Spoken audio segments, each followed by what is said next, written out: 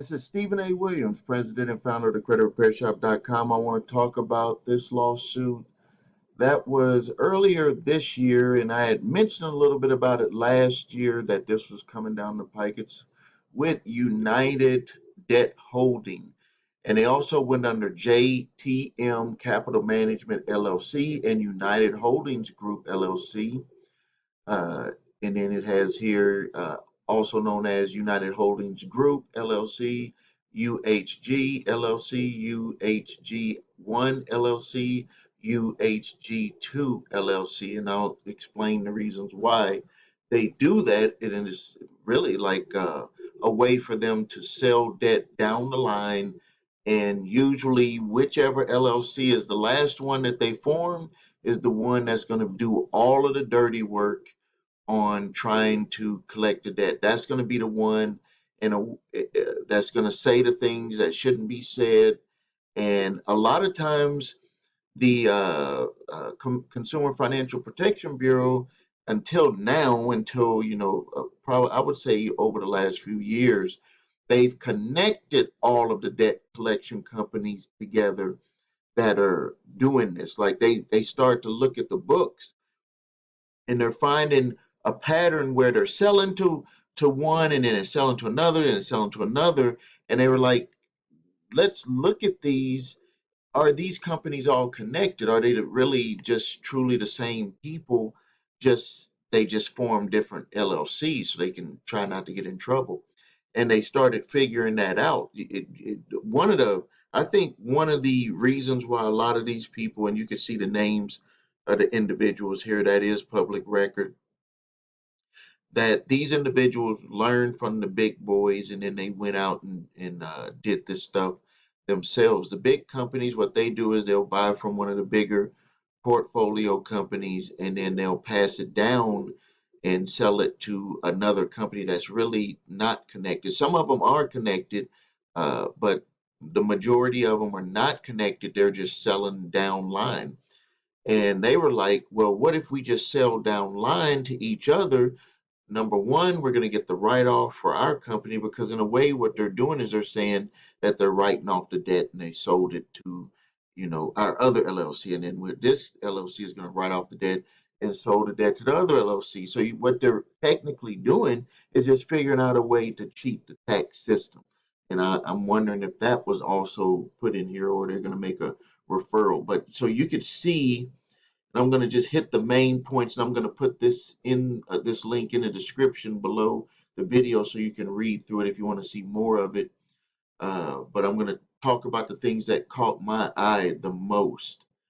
And we could see here, what they're doing here is they're just reiterating the same allegations for each company. So they didn't want to let any of the companies get away with it. So you can see UHG. So it's just all repeating it. But let's get to, let's see, I had 140. Well, right here you can see that they were saying that they were staff reviewed phone calls, and JTM found that many complained major violations. I guess this was something that they had did internally, and they found that there were violations that they had. But let's look at 140. I think that you'll find this interesting. Get to 140. Where are we at? Right here. Okay. So this is what they were doing. So right here it says the problem. This is what they were saying to people. They were saying the problem is, in order to secure this claim, you have to have something down to validate payment information for this month before the filing date, and the filing date would be at the end of the month. They're seeking restitution for $750.94 in order to really get it where they would not pull this and file against you, to have an arrangement set on file, and that would basically mean you would definitely need to have something down. So what they're trying to trick people into doing is, number one, just forget your rights. Don't worry about validating the debt. Don't worry about doing anything they're catching these individuals in an emotional situation, saying, "Hey," threatening to sue. And what they're doing, they're playing good cop, bad cop. The bad cop is over there. I'm gonna show you. I'm gonna, if you can put something down, that's gonna secure it. We're not gonna. They're not gonna move forward. They're just trying to fill them out. What do you have so we can get this done, so they won't end up filing this court case against you. Well, number one, the big problem with that is that they're not even giving individuals the opportunity to even validate the debt, period. They're just trying to get them into the mode of, hey, I'm your savior. If you could just put something down, which will initiate a whole new contract when they do that. So you put a little bit down, that's going to validate, this. They claim like it's going to validate payment.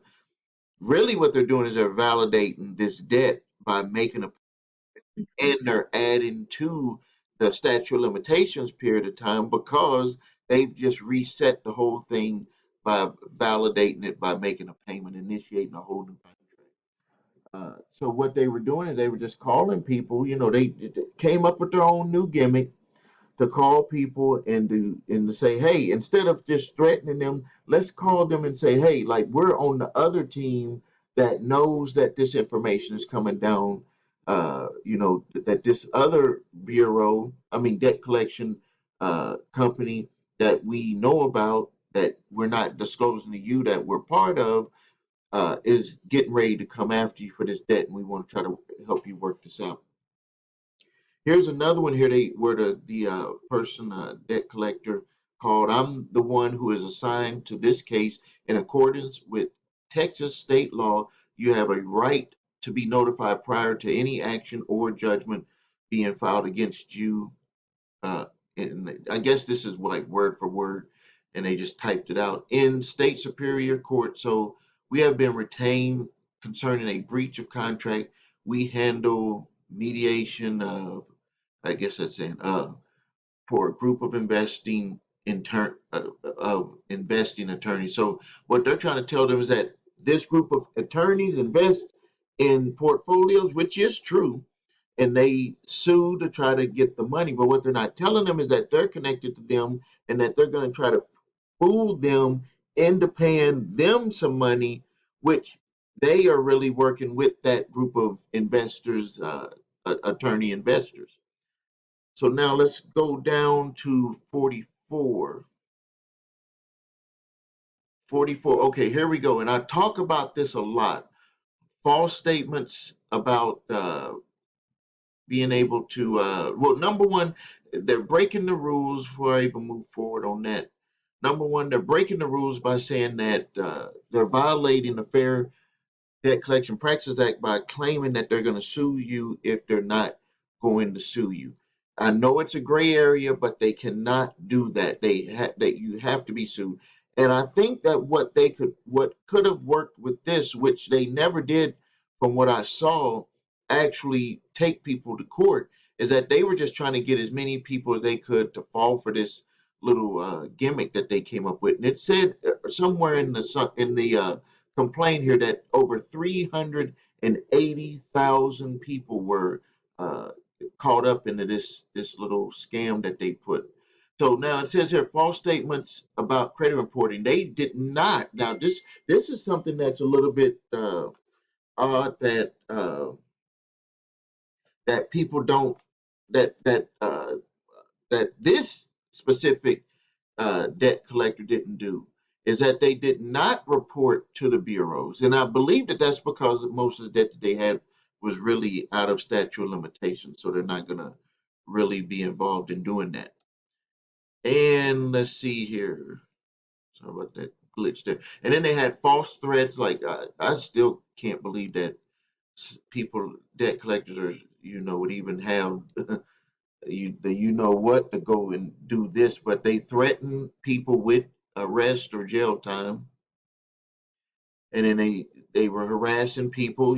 Some people say that these debt collectors are not really out there harassing people; they are actually threatening people. Here's one here. It says, "Threaten me with arrest if I didn't pay $500." uh, I went out and got a them money to avoid going to jail. So here's someone that really did go through that and do that. And then right here, defendant's knowledge of violations. They are stating that, which every debt collector knows the rules. It's just that what they're going to do, how far they're going to go collect on those debts that most of them are not even collectible. So they did break the rules on that. So I'm going to put the link there. It's pretty lengthy, but those were some of the highlights that I wanted to talk about.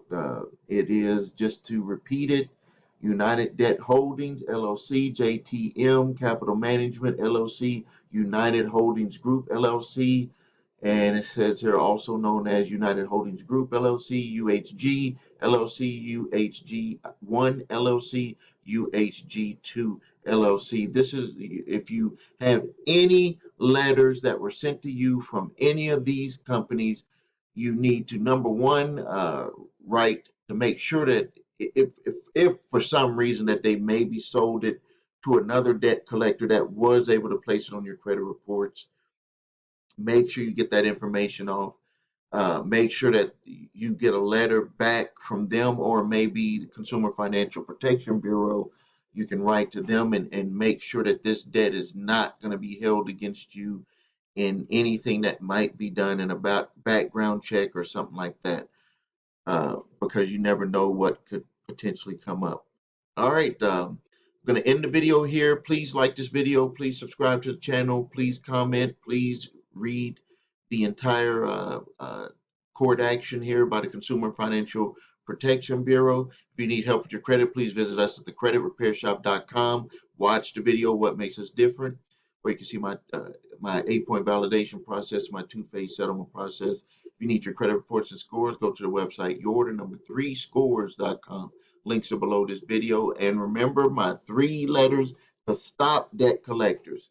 The statute of limitations letter, my cease and desist collection activities letter, and my debt validation letter. Those links are below here. Thank you for your time. This is Stephen A. Williams, President and founder of thecreditrepairshop.com.